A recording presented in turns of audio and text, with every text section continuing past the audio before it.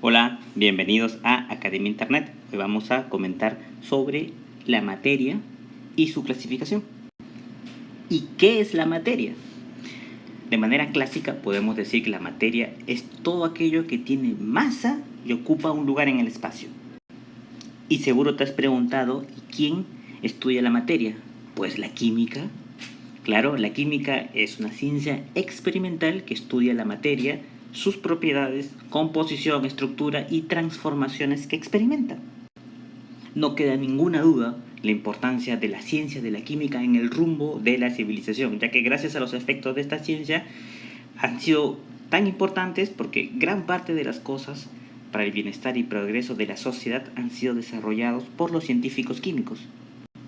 Todo lo que podemos tocar, lo que podemos imaginar desde nuestro móvil hasta inclusive las cosas intangibles, ¿sí? Como por ejemplo el aire, todos los fenómenos de la naturaleza, por ejemplo este magnífico halo solar está hecho de materia. Por supuesto que sí.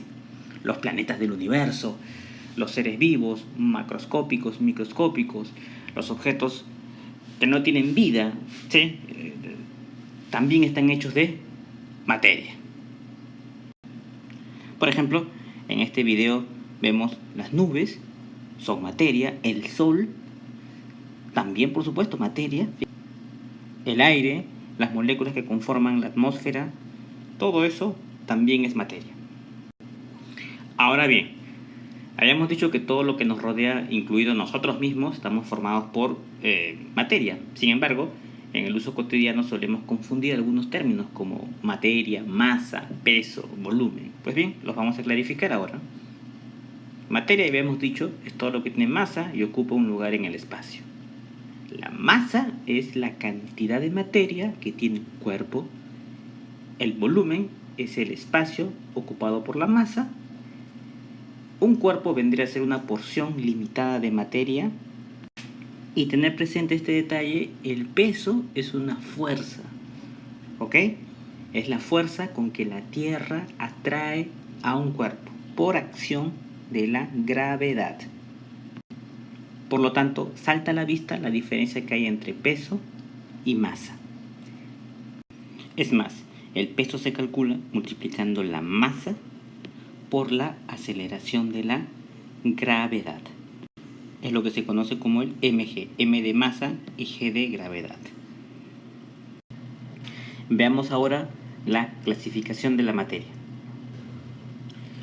La materia la podemos encontrar en la naturaleza en forma de sustancias puras o sustancias simplemente y mezclas. Las sustancias son aquellas cuya naturaleza y composición no varía, sea cual sea su estado. Y lo dividimos en dos grandes bloques, los elementos y los compuestos. Los elementos son las sustancias que no pueden descomponerse en otras sustancias puras más sencillas por ningún procedimiento. Ejemplo clásico son todos los elementos de la tabla periódica, los 115 que se conocen en la actualidad. Los compuestos son sustancias puras que están constituidas por dos o más elementos combinados, pero en proporciones fijas. Estos compuestos se pueden descomponer mediante procedimientos químicos, a diferencia de los elementos que no se pueden descomponer. Ejemplo, el agua, que es una molécula que está formada por dos átomos de hidrógeno y un átomo de oxígeno. La molécula del metano, por ejemplo, CH4, en fin. Luego tenemos las mezclas, que se encuentran formadas por dos o más sustancias puras. Su composición es variable, a diferencia de los anteriores. Se distinguen dos grandes bloques, el de los homogéneos y el de los heterogéneos. Y creo que su nombre me indica un poco sus características. A las homogéneas también le llaman disoluciones y son mezclas en las que no se pueden distinguir sus componentes a simple vista. Se dice que están como que en una fase. Contra que las heterogéneas son mezclas en las que se puede distinguir los componentes a simple vista. Hay que agregar que las sustancias que componen las mezclas se pueden separar mediante procedimientos físicos. Veamos ahora algunos ejemplos para reconocer las mezclas homogéneas de las heterogéneas. Tenemos aquí una ensalada de frutas. Y bueno, vemos cómo se combinan las frutas para darle cuerpo a la ensalada. Esto que está aquí es una mezcla, y es una mezcla heterogénea. ¿Por qué? Porque podemos ver cada uno de los componentes. No hay mayor duda, mezcla heterogénea. Bien, fíjate en el siguiente ejemplo. Tengo agua potable y también tenemos leche. Según la definición que hemos dado, ¿qué podría ser el agua potable? De hecho, que es una mezcla. Pero es una mezcla homogénea, ¿sí? Porque hay agua y también varias sales minerales disueltas. Eso es el agua potable. Pero no podemos ver sus componentes a simple vista. Lo vemos como una sola fase, se dice. Necesitarías potentísimos microscopios para poder ver, y ni aún así creo. Entonces tú dices, bueno, agua potable es una mezcla homogénea. La leche, también, porque fíjate que parece que hubiese una sola fase. Sin embargo, es una mezcla heterogénea. ¿Por qué? Yo sé que a simple vista parece homogénea, porque tú dices que hay una sola fase, igual que este. Sin embargo, si tú la dejas reposar, algunos minutos, sus componentes empiezan a separarse, formándose lo que se conoce como la nata, ¿sí? Esto lleva gran parte de grasa. Entonces luego sí pueden apreciarse sus componentes. Entonces, esto es una mezcla heterogénea, y aquí tengo una mezcla homogénea del agua potable. Sin embargo, si tuvieses, por ejemplo, agua turbia o agua sucia, ya sería heterogénea, ¿sí?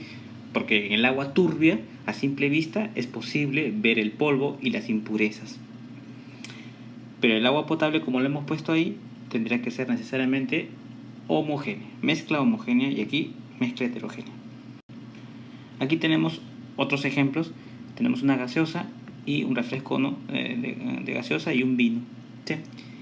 El vino es una mezcla homogénea, mientras que la gaseosa se aprecia aquí las fases claramente. Entonces esto es heterogéneo.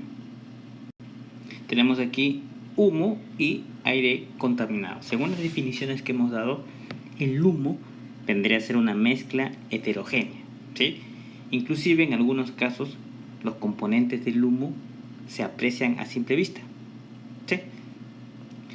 El humo es una mezcla bastante inestable, tanto así que inclusive mancha, ¿verdad? Dejando en nuestras ropas la huella de su paso. Entonces, humo es heterogéneo. El aire contaminado también.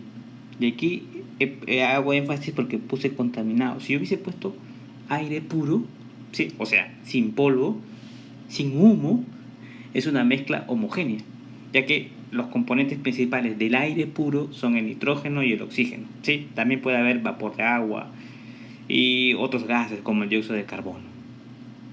Sin embargo, si yo pongo aire contaminado, quiere decir que se encuentran otras partículas, como por ejemplo polvo e inclusive humo. Entonces se aprecian las fases. Aire contaminado, aire impuro, sería mezcla heterogénea, lo mismo que el humo. Si fuese aire puro, entonces sería homogéneo, ¿sí? Bien, entonces ya sabemos lo que es materia, su clasificación. Aquí colocamos algunos ejemplos adicionales. Y bueno, si la explicación fue útil, te gustó, suscríbete para más contenido similar.